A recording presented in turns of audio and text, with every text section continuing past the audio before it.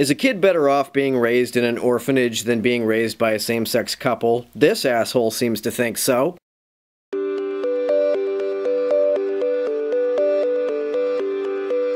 Shouldn't a homosexual couple be allowed to adopt a child when the alternative is the child will be left abandoned? And I've gotten this question in various forms over the years, and here's the two scenarios that I'm usually presented with. They'll say scenario one is the child is abandoned and eventually put in an institution, and at that institution they're oftentimes neglected, physically abused, and sexually abused. So that's scenario one.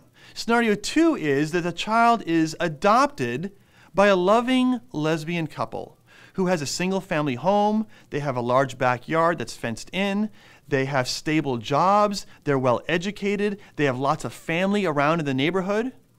And so then I'm asked, well, Alan, given those two scenarios, scenario one and two, which would be better for the child? Now, of course, given those two alternatives, yeah, of course, who would argue that it wouldn't be better for the child to be with a loving lesbian couple? Obviously, it would be much better that they would be with them than rather be in an institution where the child is abused physically and sexually and in other ways, just treated horribly. Wouldn't the child be better off being raised by the lesbian couple than being raised in even the best orphanage? Even if the orphanage is clean, safe, and competently run, wouldn't a kid be better off being raised by a loving lesbian couple than by social workers who do it for a paycheck? So what does that prove? Does that prove that we should have a policy that homosexuals should be able to adopt? No, it doesn't prove that.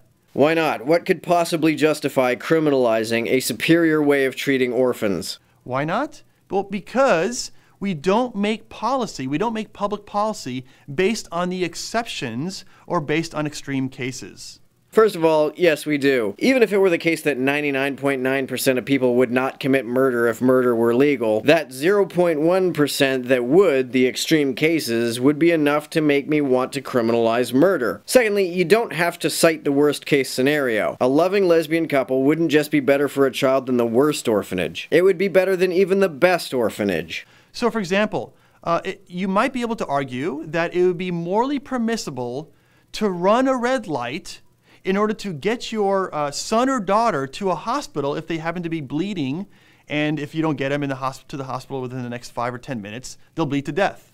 Okay? So you might say, yeah, it was permissible for you to run those red lights. So does that mean that we should make running red lights a policy for the public, that they should be able to do that? No, of course not. That's not analogous. In most cases, running red lights is more dangerous than not. In no cases is being raised by a loving lesbian couple who are competent parents more dangerous than spending one's whole childhood in an orphanage. And the reason is because we don't make public policy based on exceptions to the rule. The real question we want to ask then is, if the child needs to be adopted, what would be the best situation for them to be adopted into? Would it be that they would be adopted by a heterosexual couple or a homosexual couple, given all things being equal? This is still being studied, but the results we have so far seem to indicate that kids raised by gay couples are not worse off. Okay, so not taking these two cases and making extreme cases on either way, but rather saying all things being equal, which is better for a child to be adopted by heterosexuals or by homosexuals?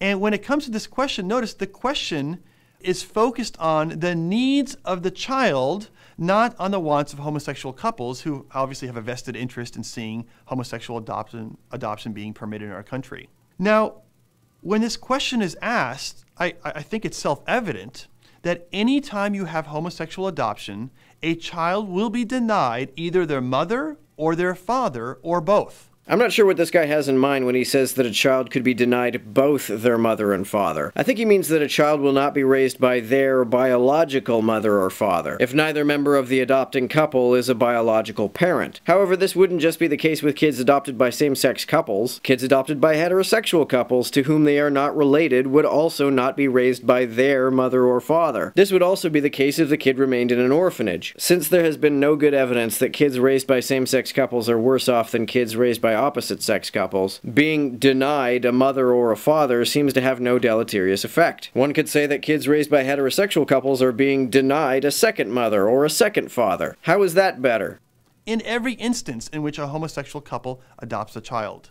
And we have literally decades of research in social science in medicine and in sociology and all sorts of places that show that children do best when they're raised by their mother and their father. Which is totally irrelevant given that the question you're trying to address is how best to treat orphans. Even if it is the case that kids are better off being raised by their mother and father, that doesn't mean that orphans are better off being adopted by opposite-sex couples than by same-sex couples. And it certainly doesn't mean that they are better off in an orphanage, even a good one.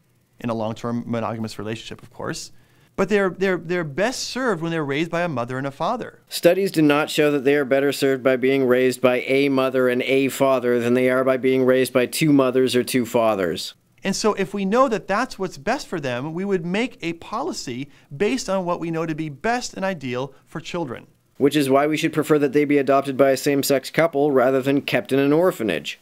And this is, by the way, why I would argue even that single people should not be allowed to adopt. It would be for the same reason. Because a mother or a father by themselves is not as ideal as a situation in which you have a father and a mother together. If it's better than an orphanage, then single people should be allowed to adopt.